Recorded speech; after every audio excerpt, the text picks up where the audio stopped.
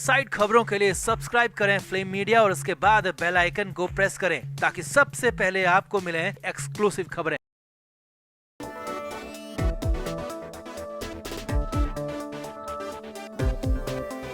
संजय राउत लगातार सुर्खियों में रहते हैं और इस बार संजय राउत ने सुर्खियों से आगे जाकर चर्चाओं से बहुत आगे निकलकर कुछ ऐसा काम कर दिया है, कुछ ऐसा कांड कर दिया है जिससे बवाल हो गया है, बड़ा विवाद हो गया। और हालात ये हैं कि सीधे सीधे संजय राउत ने पीएम मोदी पर, गृह मंत्री अमित शाह पर हमला बोल दिया है, निशाना ठोक दिया है। और इसके बाद माना जा रहा है कि संजय राउत का द एंड होता साफ साफ सामने नजर आ रहा है, क्योंकि राउत ने इस बार पोल खोलने तक का ऐलान कर दिया, जिसके बाद तो खासा बवाल हो गया, विवाद हो गया। तो सीधे सीधे आपको दिखाते हैं, बताते क्या है पूरा मामला, क्या है अपडेट। आप इस वीडियो को शेयर करें और कमेंट बॉक्स में अपनी राय जरूर दें।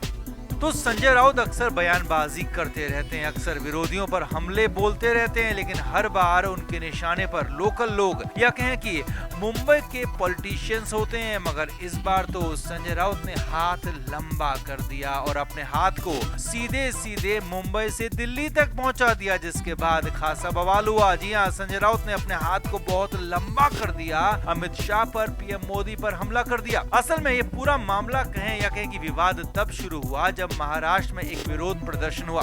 सकल हिंदू समाज की तरफ से मुंबई में प्रदर्शन किया गया और ये प्रदर्शन लगातार बढ़ रहे धार्मिक हमले, लगातार बढ़ रहे लव जिहाद और माइनॉरिटी दुकानदारों से सामान नहीं खरीदने को लेकर था। और इसी मुद्दे को संजय राउत ने लपक लिया। जी हाँ, राउत ने मामले को न सिर्फ लपका बल्कि इसी मुद्दे पर पीएम मोदी तक हमला कर दिया। संजय राउत ने कहा कि आज हमारे देश में खुद को दो सबसे बड़े हिंदू कहने वाले देश के सर्वोच्च पदों पर हैं। नरेंद्र मोदी प्रधानमंत्री और अमित शाह देश के गृह मंत्री, और ये दोनों खुद को देश का सबसे बड़ा हिंदू कहते हैं। और यही नहीं, संजय राउत ने कहा कि आज महाराष्ट्र में भी खुद को हिंदुओं की सरकार कहने वाली ये शिंदे सरकार है। लेकिन इसके बाद भी इससे बड़ा दुर्भाग्य क्या होगा कि आज देश का हिंदू ऐसे सड़क पर उतरने को मजबूर है, ऐसा विरोध प्रदर्शन कर रहा है। जी हाँ, महाराष्ट्र में मुंबई में हुए उस सकल हिंदू समाज के विरोध प्रदर्शन का संजय राउत ने सीधे सीधे माइलेज ले लिया और साफ साफ आरोप लगा दिया कि नरेंद्र मोदी, अमित शाह जैसे हिंदू लीडर्स के रहते हुए हिंदुओं को मुश्किल हो रही है, हिंदुओं की मुश्किलें बढ़ रही हैं। और महाराष्ट्र की सरकार भी, जो कि खुद को हिंदुओं की सरकार कहती है, उसके राज में हिंदू सुरक्षित नहीं है, उनके हितों की रक्षा नहीं हो रही। और ये बहुत बड़ा सवाल है।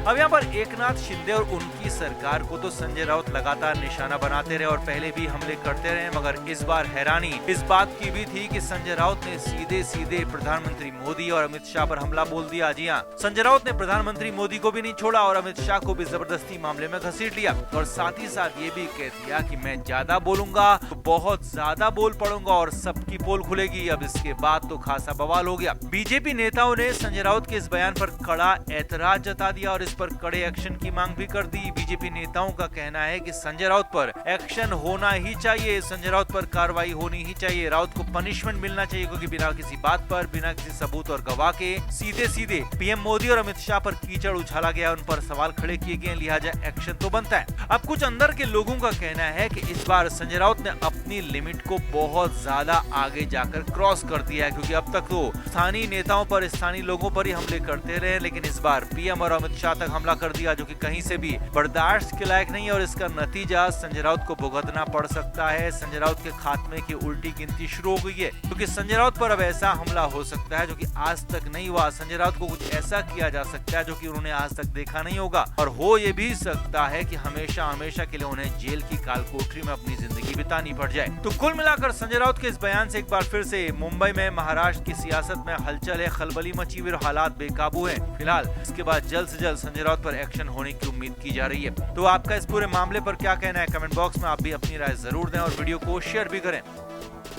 तो सबसे पहले आपको बताते हैं कि आखिर मामला कहां से शुरू हुआ और क्यों ना ये बवाल शुरू हुआ। तो असल में न सिर्फ महाराष्ट्र में बल्कि पूरे देश में एक चुनावी सर्वे कराया गया है, जिसमें सबसे बड़ा सवाल यही था कि अगर अभी चुनाव होते हैं तो किस पार्टी को कितनी सीटें मिलेंगी और केंद्र में किसकी सरकार बनेगी। अब वैसे तो एक बार फिर प्रधानमंत्री नरेंद्र मोदी के नेतृत्व में एनडीए की सरकार बनती हुई यहाँ सर्वे के मुताबिक दिख रही है, लेकिन एनडीए की सीटें सर्वे के मुताबिक खासी कम भी हो रही है और ये आंकड़ा 300 से नीचे आता हुआ दिख रहा है। अब सर्वे के मुताबिक यूपी और अन्य विपक्षी दलों की सीटों में खासा इजाफा भी हो रहा है। अब सी वोटर के इसी सर्वे में महाराष्ट्र का भी सर्वे हुआ, जिसके बाद बड़ा बवाल खड़ा हो गया, क्योंकि यहाँ पर सर्वे के मुताबिक आंकड़ा ही कुछ ऐसा आया। अब तो आंकड़ा क्या है पहले वो देखिए, फिर आपको बवाल बताएंगे।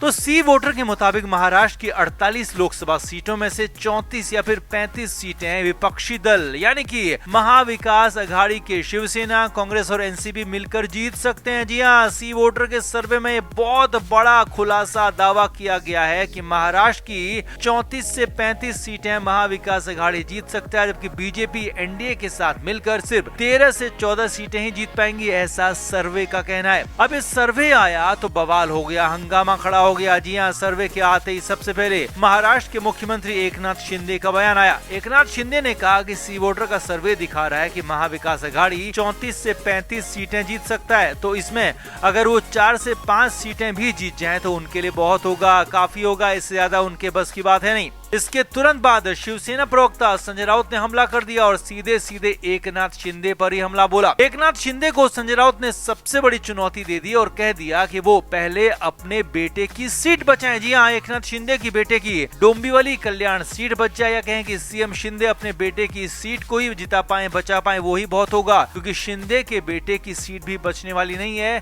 और वो भी यहाँ पर शिंदे हार जाएंगे, ऐसा संजय राउत ने कहा।